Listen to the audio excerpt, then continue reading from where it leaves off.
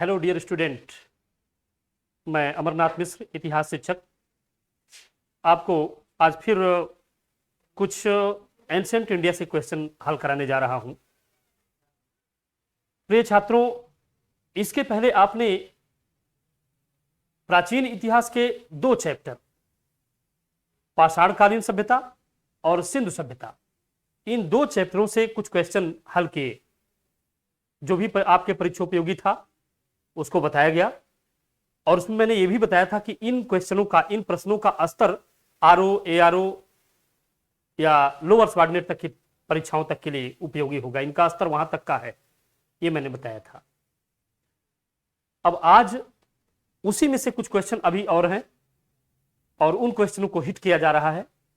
उन क्वेश्चनों को आपको बताया जाएगा इस स्तर पे, जहां पर आप बड़े आसानी से आरओ या लोअर स्तर की परीक्षाओं के में आने वाले क्वेश्चनों को, इन चैप्टरों से जो भी आते हैं उन्हें बड़े आसानी से हल कर सके।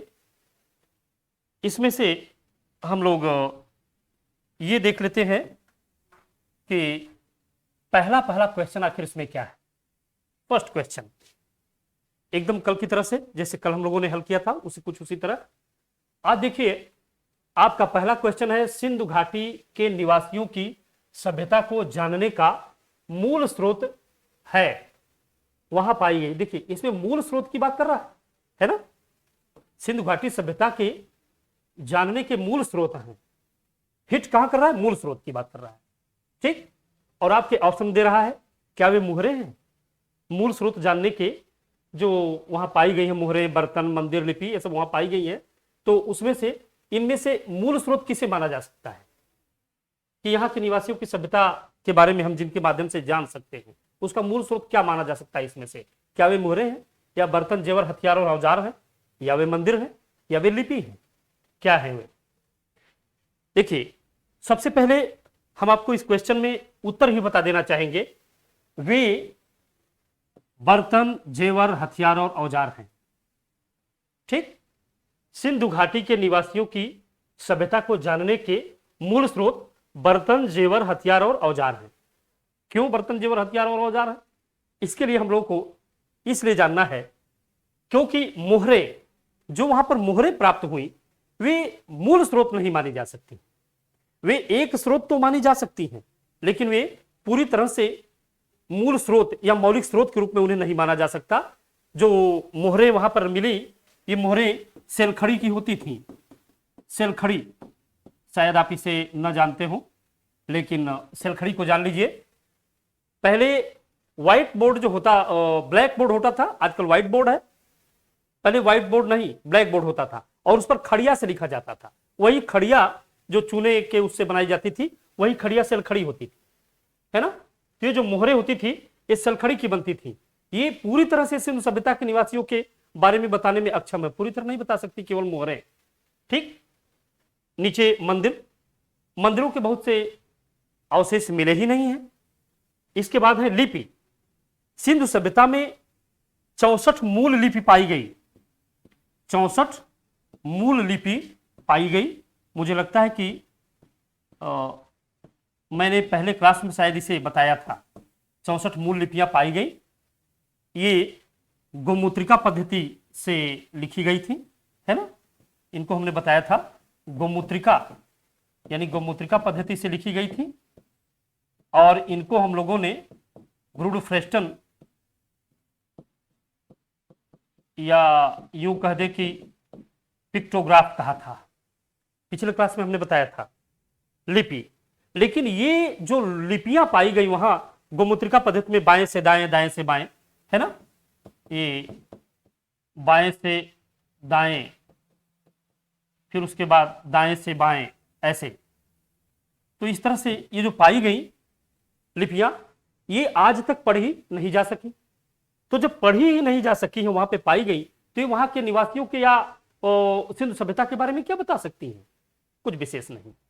लेकिन वहां के बर्तन, वहां के गहने, हथियार या औजार, ये इनके बारे में पूर्ण जानकारी दे सकते हैं, क्योंकि बर्तन किसी सभ्यता का मुख्य पहचान माना जाता है। जैसे आर्य सभ्यता में चित्रित धूसर मृदभांड या गेरुवर्णी मृदभांड पाए जाते हैं। बौद्ध युग में जब आप आएंगे तो उत्तरी काली पालिशदार उत्तरी काले पालिशदार मृदभांड या मिट्टी के बर्तन पाए गए। उसी तरह से जब सिंधु सभ्यता में आप आएंगे तो लाल मृदभांड जिस पर काले से चित्र बना हुआ है, पिछले क्लास में मैंने ये भी बताया है। ये जो बर्तन होते हैं ना, मिट्टी के बर्तन, ये किसी सभ्यता के बहुत बड़े चिन्ह माने जाते हैं। तो बर्तन हो गया, जेवर यानी गहने, गहने भी किसी सभ्यता के चिन्ह हैं, ये मृदभांडों का हेल्प कर रहे हैं। इसी तरह हथियार या औजार, उस समय हथियार या औजार क्या पाए जाते थे, ये भी किसी सभ्यता की पहचान के बहुत बड़े स्रोत हैं। जैसे आप पाषाण युग में जब जाएंगे तो पाषाण युग में आपको लगेगा पहले पूरा पाषाण में बड़े बड़े मिट्टी के बर्तन, पूरा पाषाण में बड़े बड़े पत्थरों के औजार, फिर मध्य पाषाण में छोटे छोटे औजार, नव पाषाण काल में पत्थरों के साथ साथ मछलियों, ऊंटों, हाथियों या यूं कहे पशुओं के हड्डियों के, सींगों के औजार, ये नव पाषाण युग में। तो देखिए ये औजार पाषाण युग और नव पाषाण, पूरा पाषाण, मध्य पाषाण की पूरी चर्चा कर रहे हैं। उसी तरह से पाषाणों का या यूं कहे कि हथियारों का आकार, प्रकार और उनकी तकनीकी बदल जाती है तो वो कोई और सभ्यता हो जाती है। यानी हथियार या औजार, जेवर यानी गहने, उस समय कैसे गहने लोग पहनते थे, और बर्तन, ये तीनों मिलकर के सिंधु निवासियों के मूल सभ्यता को बताने में पूरी तरह सक्षम है। जबकि लिपि क्योंकि पढ़ी ही नहीं गई है, गोमुद्रिका पद्धति में है, क्या लिखा गया क्या पढ़ा गया जानकारी नहीं, इसलिए ये अपूर्ण है। मोहरे, सिलखड़ी की मोहरे उस समय बनी है लेकिन ये भी अपूर्ण है, पूरी जानकारी नहीं दे पा रही है। इसलिए आपके पहले क्वेश्चन, सिंधु घाटी के निवासियों की सभ्यता को जानने का मूल स्रोत क्या है, बर्तन, जेवर, हथियार और औजार, ये सही हो गया आपका बी। ठीक, आइए हम लोग इसके बाद नेक्स्ट क्वेश्चन को देख लेते हैं। अगला क्वेश्चन आपका आ गया, भारत में चांदी की उपलब्धता का प्राचीनतम साक्ष्य मिलता है हड़प्पा संस्कृति में। देखिए क्वेश्चन की प्रकृति को आप अवश्य कायदे से समझें। क्वेश्चन का स्तर क्या है, उसकी प्रकृति यानी नेचर क्या है, बिना क्वेश्चन को समझे, बिना उसकी प्रकृति को पूरा जांचे और पूरा पढ़ लिए बिना क्वेश्चन कभी आंसर पर ट्रिक नहीं करना चाहिए, नहीं तो गलत हो सकते हैं। मैं स्वयं कॉम्पिटिटिव रहा हूं और मैंने अपने जीवन काल में तमाम ऐसी गलतियां की हैं जहां मुझे कई बार एक आध बार जो है प्रारंभिक परीक्षा से बाहर होना पड़ा था। तो ऐसी स्थितियां कभी ना आए, क्वेश्चन को पूरा पढ़िए। भारत में चांदी की उपलब्धता के प्राचीनतम साक्ष्य मिलते हैं। देखिए क्या करा है, चांदी की उपलब्धता के, इसकी बात कर रहे हैं, ये है ना, चांदी की बात करें, चांदी की उपलब्धता के प्राचीनतम साक्ष्य की बात कर रहे हैं। किसकी, ये प्राचीनतम साक्ष्य की बात कर रहे हैं। तो हड़प्पा संस्कृति को माना जाए, पश्चिम भारत की ताम्रपाषाणी संस्कृति को माना जाए, या वैदिक संहिताओं में माना जाए, या चांदी के आहत सिक्कों को माना जाए। कुछ तो इस उत्तरों से ही लग जाता है कि चांदी की उपलब्धता सबसे पहले प्राचीनतम साक्ष्य कहां माना जाए। तो इसमें पहले तो हम ये देख लेंगे सबसे प्राचीन है कौन, हड़प्पा, क्योंकि हड़प्पा के बाद ताम्रपाषाण काल आता है। ठीक, सबसे प्राचीन हड़प्पा, फिर उसके बाद ताम्रपाषाण काल, और ताम्रपाषाण के बाद तब वैदिक संहिताओं की बात आती है, वैदिक युग की बात आती है। उसके बाद फिर महाजनपद काल, बौद्ध युग आता है, जब सिक्कों का प्रचलन विधिवत शुरू हो जाता है और आज सिक्के 6वीं शताब्दी ईसा पूर्व में पहली बार बनाए जाते हैं। तो यहां इस तरह से तो देख लिया जाए तो सबसे पहले हड़प्पा सबसे पुराना हो गया। जब हड़प्पा सबसे पुराना हो गया तो अब देखने की क्या चांदी उसमें पाया गया, कि चांदी उसमें पाया ही नहीं गया, कहीं पश्चिम भारत की ताम्रपाषाण में पाया गया कि वैदिक में या आहत सिक्कों के समय चांदी पाया गया, पहले हम ये देख लें। ठीक, तो सबसे पहले ये सबसे प्राचीन हो गई हड़प्पा। अब चांदी की उपलब्धता देखते हैं कि नहीं, तो हाँ, क्वेश्चन में आपको आंसर मिलता है कि हड़प्पा संस्कृति में चांदी की उपलब्धता थी। जब हम लोग व्यापार वाणिज्य पढ़ते हैं तो उसमें पता चलता है कि हड़प्पा सभ्यता के लोग कुशल व्यापारी थे। वे समुद्र से भी, समुद्र मार्ग से भी व्यापार करते थे तथा वे स्थल मार्गों से भी व्यापार करते थे, और अपने जीवनोपयोगी बहुत सी चीजें विदेशों से और अपने देशों से मंगाया करते थे। ठीक, ये देखिए हड़प्पा संस्कृति, यानी आपका उत्तर तब ये हो गया सही, यानी हड़प्पा सभ्यता के लोग अपने जीवनोपयोगी सामान मंगाते थे और उसमें चांदी भी मंगाते थे। ठीक, उत्तर आपका मिल गया कि भारत में चांदी की उपलब्धता के प्राचीनतम साक्ष्य है क्या, हड़प्पा संस्कृति में, क्योंकि जो अपने जीवन की उपयोगी चीजें ये लोग विदेशों से और अपने देश के दूसरे भागों से मंगाते थे, उनमें चांदी भी एक था। ये चांदी राजस्थान कि जावर की खानों से,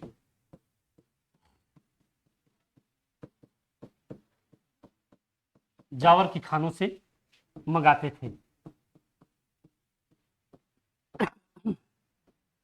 इतना ही नहीं, तमाम ऐसी चीजें वो लोग मंगाते थे बाहर से। साथ ही साथ जैसे देखिए सोना, सोना भी लोग दक्षिण भारत से,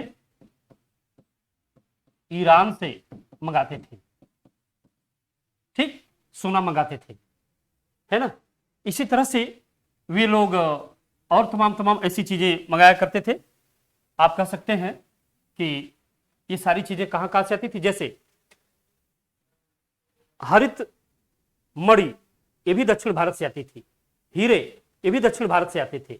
लपिसा लुजली, ये लपिसा लुजली एक कोई पदार्थ है, ये जो है बलूचिस्तान इत्यादि से लोग मंगाए जाते थे। साथ ही साथ एक होता है ताकतवर्धक पदार्थ होता है, शिलाजीत उसको बोलते हैं। शिलाजीत को लोग हिमालयी क्षेत्रों से मंगाया करते थे, पर्वतीय क्षेत्रों से मंगाया करते थे। ठीक, इसी तरह से तमाम तमाम ऐसी चीजें जो उनके लिए जीवनोपयोगी थी, तो उन जीवनोपयोगी चीजों को वे भारत के अन्य भागों से और साथ ही साथ विदेशों से मंगाया करते थे। चांदी उनमें से एक था, जिसे वे राजस्थान के अजमेर, इधर जावर की खानों से मंगाते थे अपने लिए। साथ ही साथ मैंने अभी कुछ चीजों को और बता दिया, जैसे सोना वे लोग भारत, दक्षिण भारत से मंगाते थे, ईरान से मंगाते थे। खड़िया अफगानिस्तान से मंगाते थे। टिन भी अफगानिस्तान से मंगाया जाता था। लपीला दुसली ये जो है बलूचिस्तान से मंगाते थे। ठीक, तांबे इत्यादि, खेतड़ी की खान राजस्थान से प्राप्त होता था। आप इसमें लिख भी सकते हैं कुछ चीजें, सारा चीज तो यहाँ नहीं लिखा जा सकता, लेकिन आप यहाँ लिख सकते हैं तांबा, ये तांबा वो लोग मंगाते थे खेतड़ी राजस्थान से। ये सारी चीजें वे लोग मंगाते थे। कुछ जानकारी आपने और ले ली। तांबा, चांदी, सोना, है ना, शिलाजीत, ये सारी चीजें मंगाई जाती थी। उसमें चांदी, हड़प्पा संस्कृति में ये जो चांदी की उपलब्धता सबसे प्राचीनतम प्रमाण देती है। और जबकि इसके बाद की संस्कृति भारत में ताम्रपाषाणिक संस्कृति, यहां भी चांदी है। वैदिक संहिताओं में भी चांदी, सतमान नाम का एक सिक्का ही चलता था।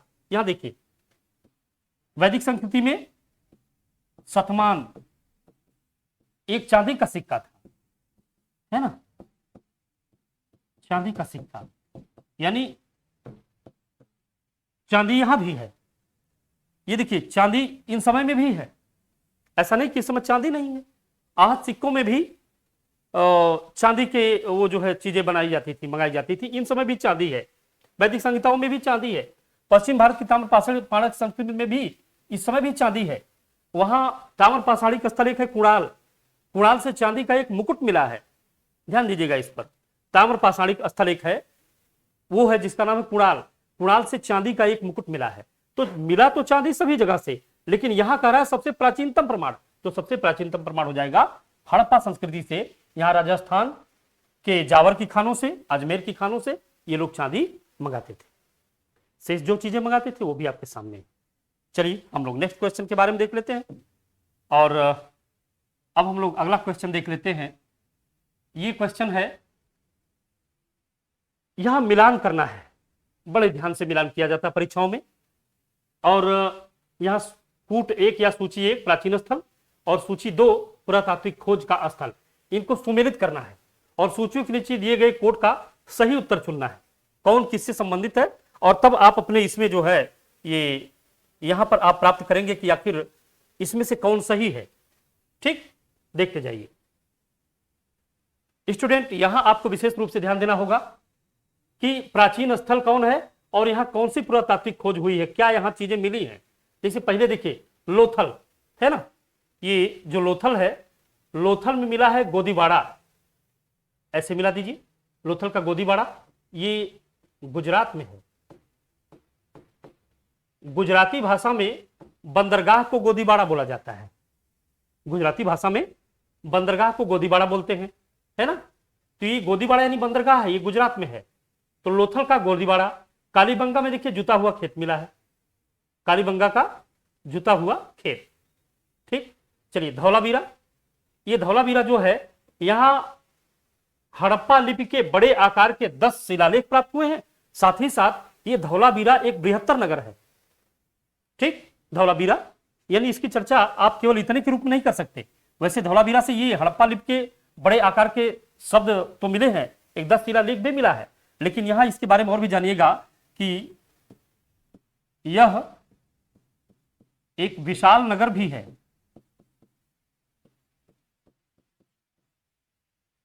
एक विशाल नगर भी है, मैंने शायद इसकी पहले ही चर्चा की है, जो 3 भागों में बटा हुआ है।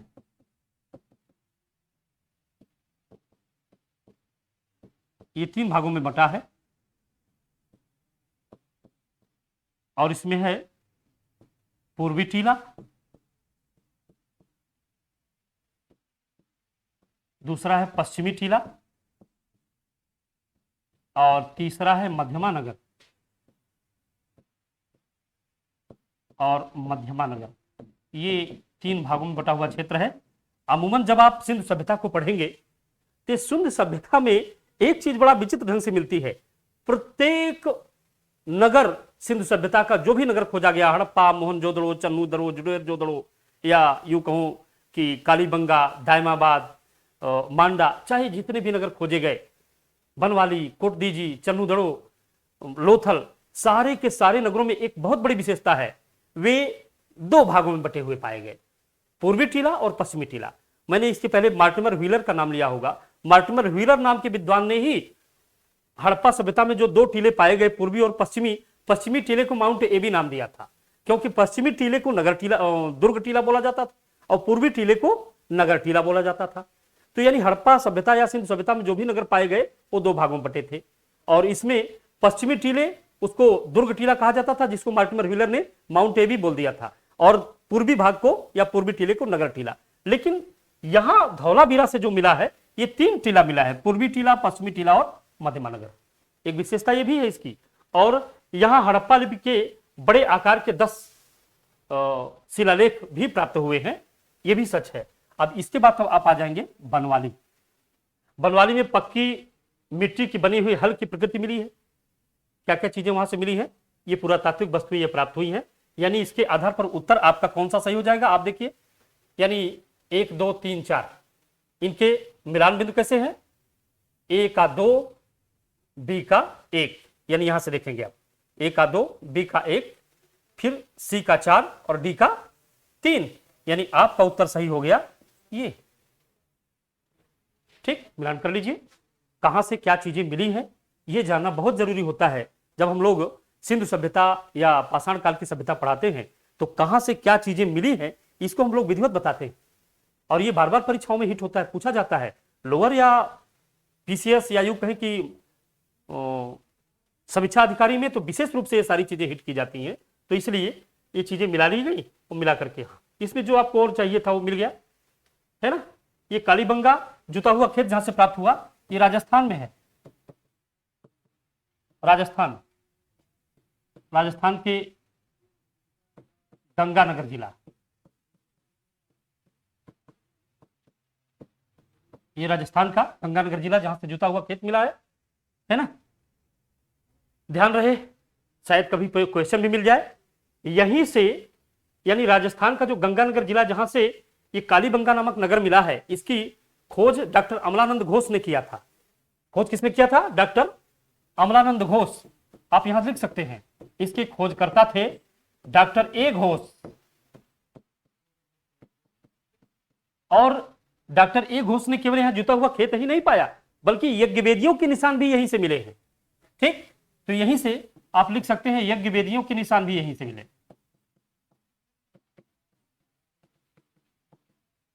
ये भी यहीं से प्राप्त हुए।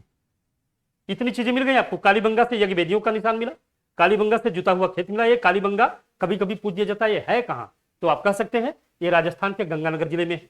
कहीं कहीं हनुमान नगर भी वो स्थान है, बाजार है, तो हनुमान नगर भी मान लिया जाता है, इसको ध्यान रखिएगा। तो यहां से 2 चीजें भी मिली, और इसकी खोज किसने किया? डॉक्टर अमलानंद घोष ने किया। तो यहां पर लोथल की बात जब आई तो गोदीबाड़ा, ये गुजरात के राजस्थान में है, ये उधर से नहीं है ना, ये अलग है, ये अलग है। ये कालीबंगा के बाद जो हमने अभी बताया गोदीबाड़ा जहां से मिला, यानी लोथल की खोज एसआर राव ने किया था। लोथल की खोज एसआर राव ने किया था। ये गुजरात का एक स्थल है, खंबात की खाड़ी में जाकर के स्थान प्राप्त हुआ। समुद्र के किनारे का एक गांव है और वहीं से ये प्राप्त हुआ है। वहां जहाजों के ठहरने का स्थल मिला है। इसकी खोज जो है, गोदीबाड़ा वाली खोज, ये खोज किया है SR राव ने। नीचे देखिए धौलावीरा, ये रहा। हड़प्पा लिपि के बड़े शब्द मिले। इस स्थल की खोज जो है, धौलावीरा की खोज जो किया था, उनका नाम था RS विस्ट। RS विस्ट महोदय ने इस स्थल की खोज की थी।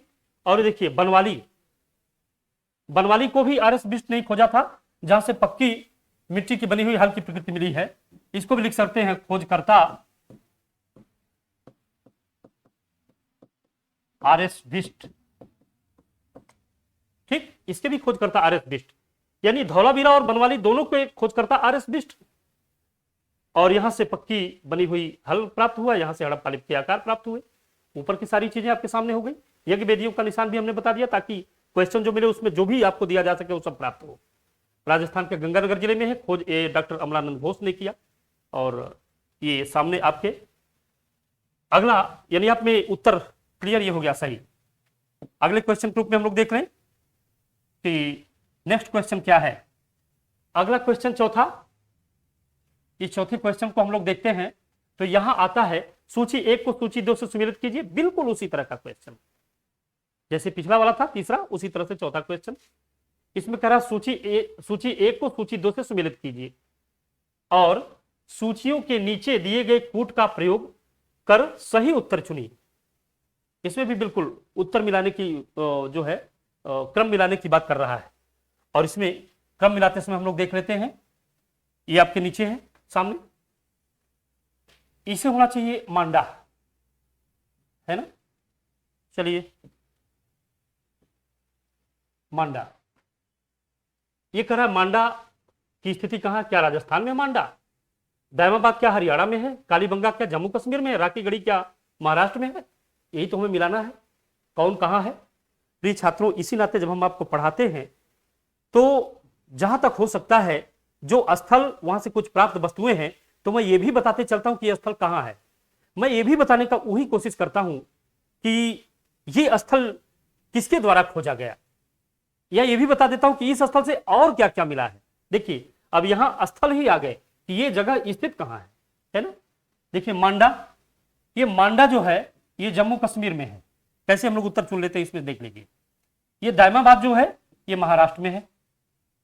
ये कालीबंगा, कालीबंगा राजस्थान में है ना। और राखीगढ़ी ये हरियाणा में है। तो आपका उत्तर आप देख लीजिए कैसे सही हो जाएगा। यानी ए का 3, बी का 4, सी का 1, इसमें से मिला लीजिए। ए का 3, बी का 4, सी का 1, शेष तो आराम से मिल जाएगा। ये उत्तर आपका सही हो गया। उत्तर चुनने की प्रक्रिया है ना, यानी डी को 2 कह रहे हैं तो डी का 2 यहां हो भी रहा। ठीक, मांडा ये जम्मू कश्मीर में है। ये सिंधु सभ्यता का सबसे उत्तरी नगर है। यहां आप लिख सकते हैं सिंधु या हड़प्पा सभ्यता का सबसे उत्तरी स्थल, सभ्यता का सबसे उत्तरी नगर। ठीक, जम्मू कश्मीर में सिंधु सभ्यता का सबसे उत्तरी नगर है ये। और ये रावी नदी के किनारे बसा हुआ है। दायमाबाद ये महाराष्ट्र में, इसको लिख सकते हैं सिंधु सभ्यता का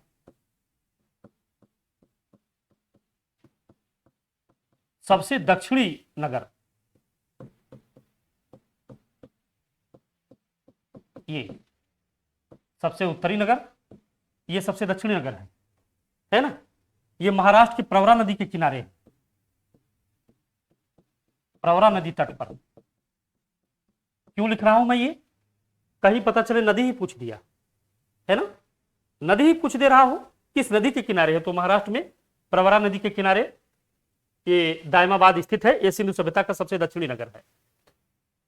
मांडा ये जम्मू कश्मीर में है और जम्मू कश्मीर में ये अखनूर सेक्टर में है और ये सिंधु सभ्यता का सबसे उत्तरी नगर है। आगे देख लेते हैं कालीबंगा, ये राजस्थान, इसकी चर्चा तो अभी थोड़ी देर पहले भी हुई है। इस कालीबंगा का एक अर्थ है, कालीबंगा का एक अर्थ है, आप लिख सकते हैं कालीबंगा का अर्थ है काली चूड़ियां।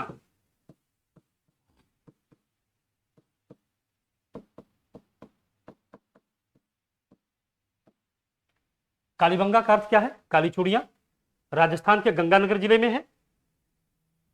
यहां पर जुते हुए खेत और यज्ञ वेदियों के निशान अभी हमने पीछे बताया भी है। तो ये हो गया राजस्थान में। राखी गढ़ी ये हरियाणा में है ना। ये राखी गढ़ी जो हरियाणा में है, ये सिंधु सभ्यता के बृहत्तर नगरों में से एक है। आप यहां लिख सकते हैं कि सिंधु सभ्यता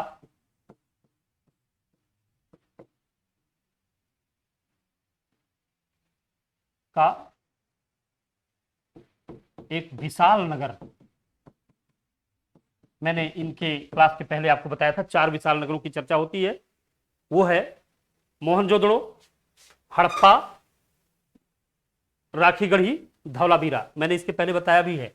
तो सिंधु सभ्यता का एक विशाल नगर है। आपके सामने एक क्वेश्चन रहा और इस क्वेश्चन का ये मिलान रहा। आपका क्वेश्चन इसमें से आंसर सी सही है।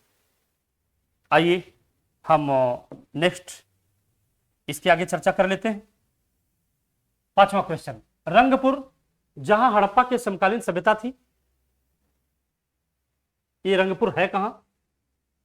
कह रहे हैं रंगपुर जहां हड़प्पा के समकालीन सभ्यता थी, है कहां पे है?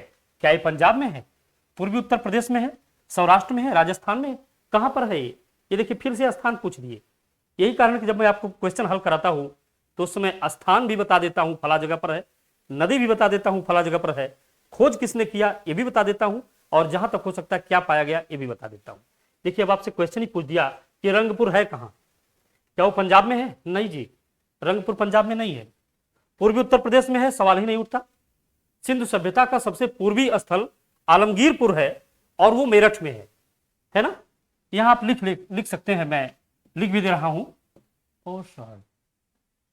और वो है सिंधु सभ्यता का सबसे पूर्व तरफ नगर आलमगीरपुर है, आलमगीरपुर। और ये मेरठ उत्तर प्रदेश में है, हिंडन नदी के किनारे।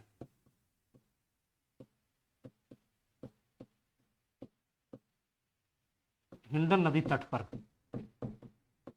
ये है। तो पूर्वी उत्तर प्रदेश में तो ये है नहीं, बल्कि पश्चिम उत्तर प्रदेश में है।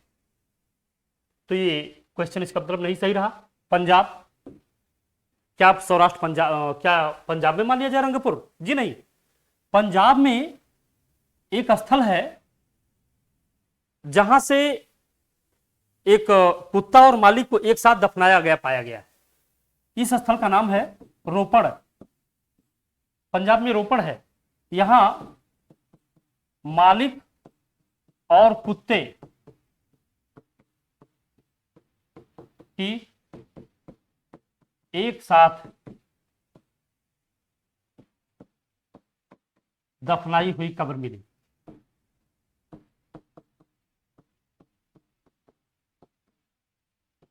क्या और कहीं भी ऐसा मिला है? मैंने पिछले क्लास में पढ़ाया होगा, जम्मू कश्मीर में एक नवपाषाणिक स्थल पाया गया जिसका नाम था बुर्ज होम। वहां मैंने गुफकराल का भी नाम लिया था। बुर्ज होम और गुफकराल में गर्त आवास, गड्ढे में घर पाया गया। लोग गड्ढे में घर बना के रहते थे, उधर ज्यादा ठंडा पड़ता है तो लगता है जमीन के नीचे घर बना लिए। उसमें से बुर्ज होम में मालिक और कुत्ते को एक साथ दफनाया हुआ पाया गया। ये नवपाषाणिक स्थल एक ऐसा है। सिंधु सभ्यता का भी एक नगर ऐसा है, रोपड़। और ये रोपड़ जो है, यहां मालिक और कुत्ते को एक साथ दफनाया हुआ पाया गया। यानी यहां भी रंगपुर नहीं। ठीक, राजस्थान में मैंने बताया है कालीबंगा, यहां पर कालीबंगा है ना। यहीं से यज्ञ वेदियां और जुते हुए खोत मिले थे, थोड़ी देर पहले हमने बताया था। तो यानी बच गए ये, तो ये तो सही होंगे। एक ये भी तरीका है हल करने का, और ये सही है भी, इसलिए सौराष्ट्र ये गुजरात में है। ठीक, सौराष्ट्र गुजरात में है।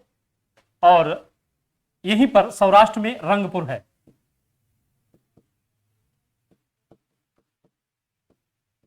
रंगपुर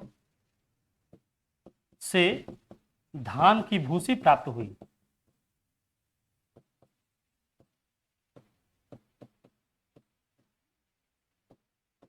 ये लीजिए, रंगपुर से धान की भूसी प्राप्त हुई है, सौराष्ट्र में है ये। तो आपके सामने रंगपुर, जहां हड़प्पा के समकालीन सभ्यता थी, वो सौराष्ट्र में है। आपका उत्तर सी सही हो गया। सौराष्ट्र कहाँ है? ये गुजरात में है, यहीं पर रंगपुर है। रंगपुर से क्या मिला है ये भी बता दिया, धान की भूसी रंगपुर से प्राप्त हुई है।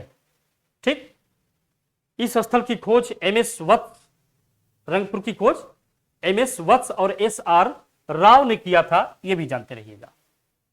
चलिए हम लोग नेक्स्ट क्वेश्चन को हल करते हैं।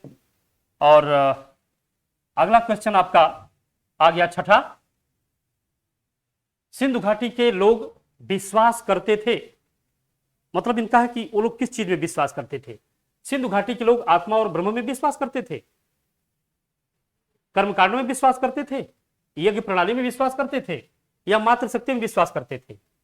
सिंधु सभ्यता पढ़ाते समय हमने आपको शायद बताया हो, सिंधु सभ्यता एक मातृ प्रधान संस्कृति है ना। ऐसा नहीं कि वे आत्मा परमात्मा में विश्वास नहीं करते थे, वे करते थे। आत्मा परमात्मा में विश्वास करते थे, कर्मकांडों में भी विश्वास करते थे, यज्ञ प्रणाली में भी विश्वास करते थे। लेकिन ये सब किसके लिए था?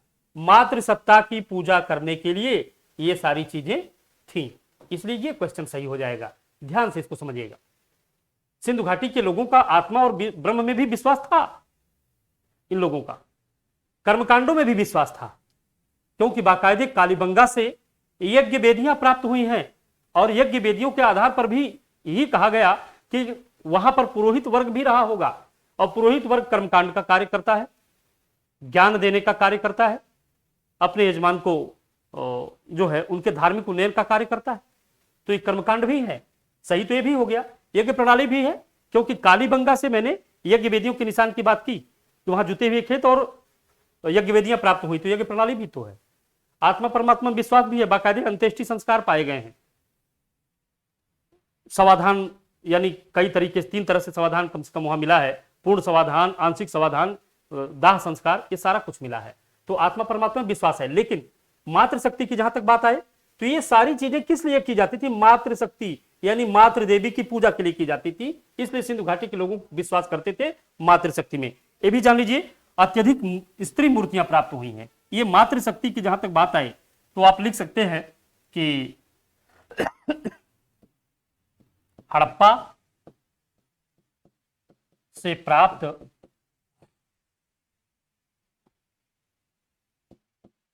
एक मूर्ति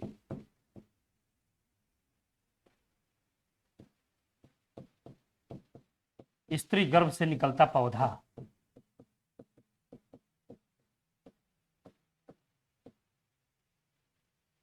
स्त्री गर्भ से निकलता पौधा, ये उर्वरा की देवी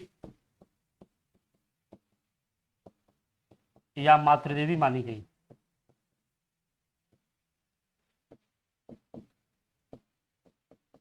ठीक, एक तो ये की देखिए, इसी में एक चीज और है, बनवाली से मातृदेवी की मिट्टी की प्रतिमा प्राप्त हुई है।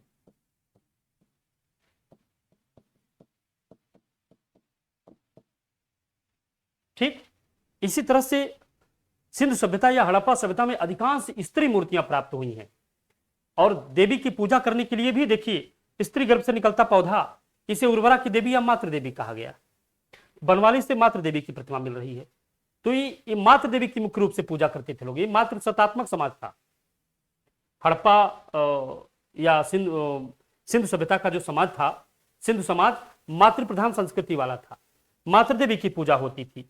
इन चीजों से वो लोग परिचित थे, लेकिन ये सारी चीजें भी की जाती थी मातृशक्ति की पूजा करने के लिए।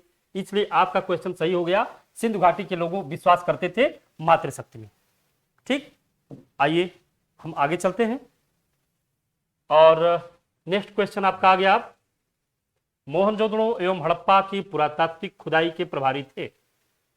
आपका क्वेश्चन नंबर 7 क्या लॉर्ड मैकाले थे, सर जॉन मार्शल थे, क्लाइव थे, कर्नल टॉड थे? कौन थे इसमें से? जान लीजिए। मोहनजोदड़ो एवं हड़प्पा की पुरातात्विक खुदाई के प्रभारी सर जॉन मार्शल थे।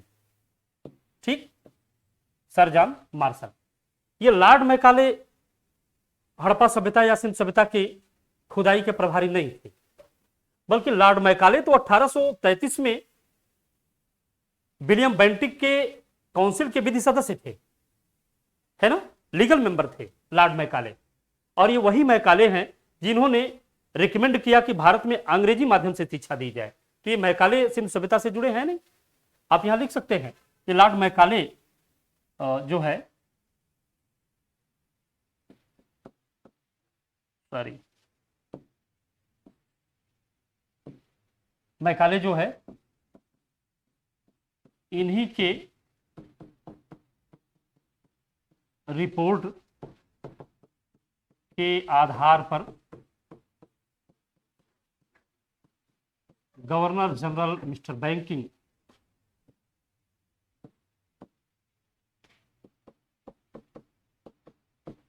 विलियम बेंटिंग ने भारत में अंग्रेजी माध्यम से शिक्षा लागू की।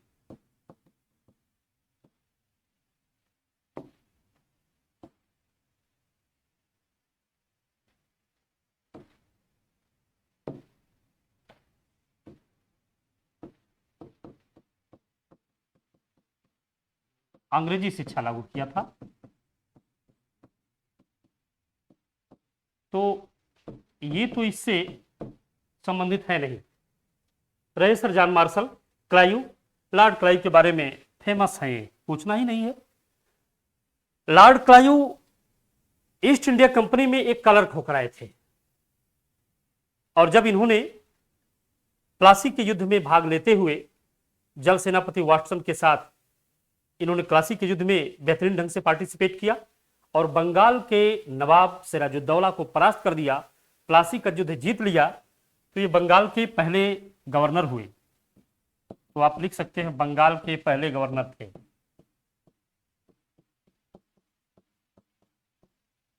यहां ये भी लिख सकते हैं प्लासी युद्ध 1757 के विजेता थे।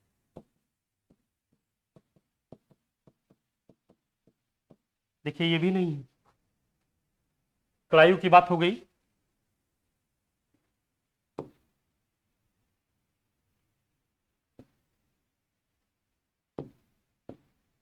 क्लाइव आपके सामने इस तरह पेश आते हैं। Mister colonel Tod, colonel Tod की बात की जाए तो ये एक इतिहासकार हैं, अंग्रेजी इतिहासकार हैं, यानी ये भी नहीं हुए। तो अंग्रेजी इतिहासकार महोदय भी इससे संबंधित नहीं है।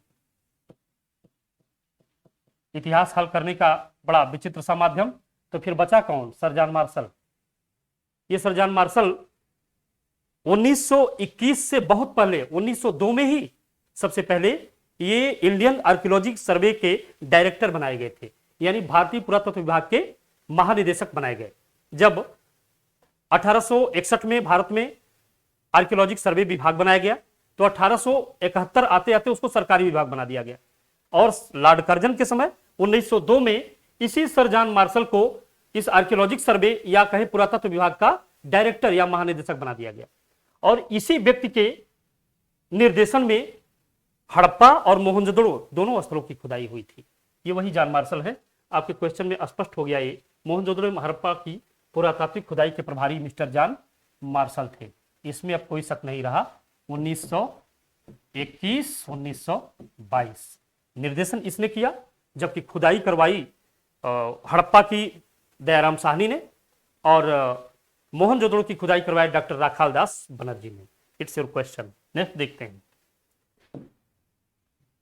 अगला क्वेश्चन आपके सामने 8वां, कौन इसमें से सुमेलित नहीं है? ध्यान दीजिएगा, ऐसा क्वेश्चन मैं भी गलत करता रहा हूं और कई बार मेंस देने के बाद लटक गया, तो ऐसा आप न करें। जी हाँ, नहीं है और है में इसी में सबसे बड़ी गड़बड़ी होती है। क्वेश्चन बड़े ओवर कॉन्फिडेंस में देखा और मार दिया, सब गड़बड़ हो गया। यहां कह रहा है कौन सा सुमिलित नहीं है, तो हड़प्पा दयाराम साहनी बिल्कुल सुमिलित है, अभी मैंने बताया। यहां देखिए लोथल एस.आर. राव, अभी थोड़ी देर पहले आपसे इस पर चर्चा हुई। ये लोथल गुजरात का एक समुद्र तटीय इलाका है जहां जहाजों का बंदरगाह मिला। इस स्थल की खोज 1956 में एस.आर. राव ने किया था। इसके पहले सुरकोटड़ा जगपति जोशी, इनकी भी चर्चा हुई। ये वही स्थल है जहां से घोड़े की हड्डियां मिली, सब चीजें आपको पहले बता चुका हूं। अब ये हुए धौलावीरा मिस्टर बी.के. थापड़, ये तो सिंधु सभ्यता से संबंधित है नहीं, तो कैसे मान लिया जाए, यानी आपका ये स्थल जो है ये सुमेलित नहीं है। तो बी.के. थापड़ के जगह पे होना क्या चाहिए, धौलावीरा को मिस्टर एस.आर. विस्ट, एक स्थल मैंने और भी बताया था कि जिसका खोज मिस्टर विस्ट ने किया था। ठीक, बनवाली और धौलावीरा ये दो ऐसे सिंधु सभ्यता के स्थल हैं जिनकी खोज मिस्टर विस्ट ने किया था। ठीक, ये गढ़वाल विश्वविद्यालय के पूर्व प्रोफेसर रहे। यानी आपका क्वेश्चन यहां से ये वाला गलत है। अगर सही दिखा जाए तो धौलावीरा के खोजकर्ता आर.एस. विस्ट थे। ठीक, हल हो गया आपका क्वेश्चन। और इस तरह से अब हम लोग थोड़ा आगे चलते हैं और अगला क्वेश्चन देख लेते हैं। 9वां, निम्नलिखित में से कौन हड़प्पा और मोहनजोदड़ो के उत्खनन से संबंधित नहीं थे। फिर यहां आ गया कि से संबंधित नहीं थे। हिटेड चीज ये है, अगर कभी कभी है और नहीं में ही गड़बड़ होता है। यहां ध्यान दीजिएगा, नहीं थे की बात कर रहा है RD. Banerjee, KM. Dixit, mm. वत्स और बी.एस. स्मिथ। क्वेश्चन थोड़ा टफ है, पढ़ा रहेगा तो आसान है। जैसे ये जान लीजिए, मिस्टर आर.डी. बनर्जी ने यानी राखाल दास बनर्जी ने मोहनजोदड़ो नाम के स्थल की खोज की थी। ये मोहनजोदड़ो को ये खोजे थे और 1922 में खोजे थी। 1922 में मैंने इसके पहले बताया था, लेकिन इसका डायरेक्शन यानी इसका निर्देशन किया था मिस्टर जॉन मार्शल ने और खोज किया था आर.डी. बनर्जी ने। इसमें से एम.एस. वत्स जो है 1956 तक इसके पर्यवेक्षक रहे। यानी ये हड़प्पा सभ्यता से संबंधित है ना। जब आर.डी. बनर्जी ने 1922 में इसको खोजा तो पर्यवेक्षण का कार्य उसमें और भी बेहतरीन ढंग से विराट व्यापक ढंग से खुदाई का कार्य एम.एस. वत्स ने किया था, यानी इससे संबंधित है। ध्यान रहे, जब दयाराम साहनी ने 1921 में खुदाई करवाई थी इधर हड़प्पा सभ्यता की, यानी पहला नगर मिला था हड़प्पा, दूसरा मोहनजोदड़ो, तो 1922 वाला मोहनजोदड़ो नहीं, उससे एक साल पहले 1921 में जाएं तो हड़प्पा नामक नगर की पहली खोज हुई थी। उसे स्वयं दयाराम साहनी ने खुदवाया, डायरेक्शन फिर वही जॉन मार्शल ने किया था। उस समय मिस्टर के.एन. दीक्षित उनके साथ इसके पर्यवेक्षण का कार्य कर रहे थे, यानी के.एन. दीक्षित भी इसके पर्यवेक्षण से संबंधित हैं। तो 3 लोग तो हो गए, आर.डी. बनर्जी, के.एन. दीक्षित और वत्स, तो बचे कौन, तो हो तो गया सही।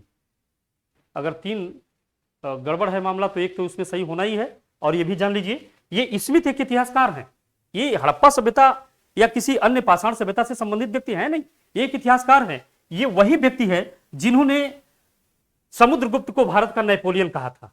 स्मिथ अंग्रेज है, अपनी चीजों को बड़ा बनाएंगे।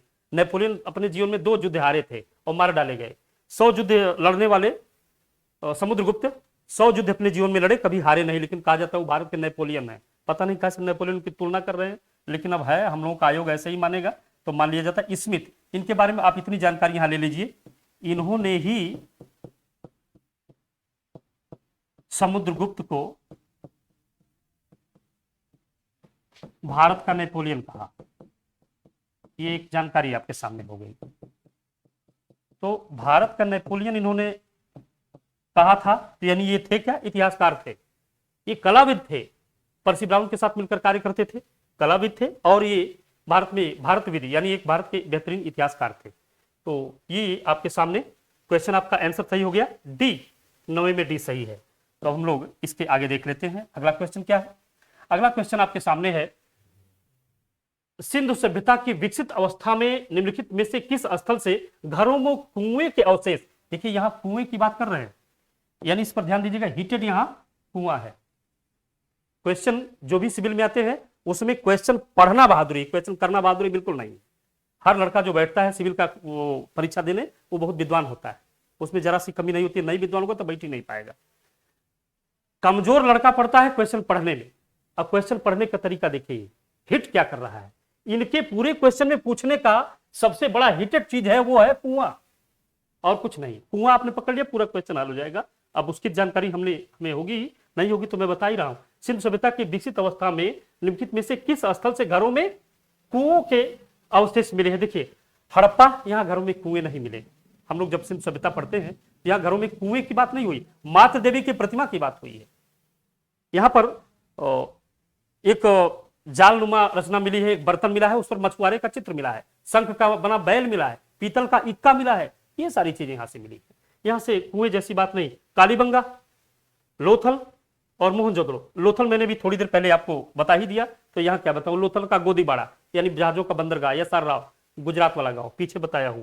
ये रहा मोहनजोदड़ो, ये रहे कालीबंगा। कालीबंगा से जुते हुए खेत अभी अभी लिखा हूं, तो बार बार क्या लिखूं, 20 बार तो हो गया। मोहनजोदड़ो एक ऐसा स्थल है जहां प्रत्येक घरों में अपने स्नान गृह और उन स्नान गृहों में वाटर सप्लाई के लिए यानी जलापूर्ति के लिए कुएं हुआ करते थे। ये रहा, उनके जल निकास के लिए विद्युत नालियों की व्यवस्था होती थी। तो मोहनजोदड़ो के स्नान गृह और उनके अन्नागार, इन दोनों चीजों पर जॉन मार्शल ने कमिटमेंट किया है। इस पर उन्होंने एक टिप्पणी दी है। उन्होंने वहां के अन्नागार को कहा है तत्कालीन विश्व की सबसे बड़ी इमारत, और स्नानागार को उन्होंने कहा है तत्कालीन विश्व का सबसे आश्चर्यजनक निर्माण।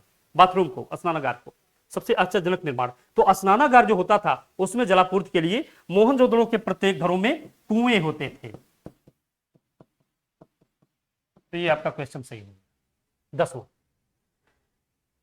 आपके सामने ये 10 क्वेश्चन हल कराए गए, जो कि जिनका एक बेहतर स्तर है। कुछ क्वेश्चन का सिविल पीसीएस और आईएएस जैसा स्तर है, वो भी आपके परीक्षा उपयोगी हैं। आपको 10 क्वेश्चन हल कराए गए और उसमें जो कुछ भी बताया जा सकता था एक्स्ट्रा अधिक करके बताया गया। चारों ऑप्शन बताए गए, और इसी तरह से हम अभी इसमें एक आध सेट आपको आगे भी पढ़ाएंगे, आगे भी कुछ क्वेश्चन हल कराएंगे। उसके बाद फिर जब हमारा बैच आरओ का चलने लगेगा तो उसमें हम आपसे विधिवत एक एक चैप्टर में अच्छे तरीके से एक सिविल के स्तर पर मिलेंगे। आज इसमें बस इतना ही। Thank you class.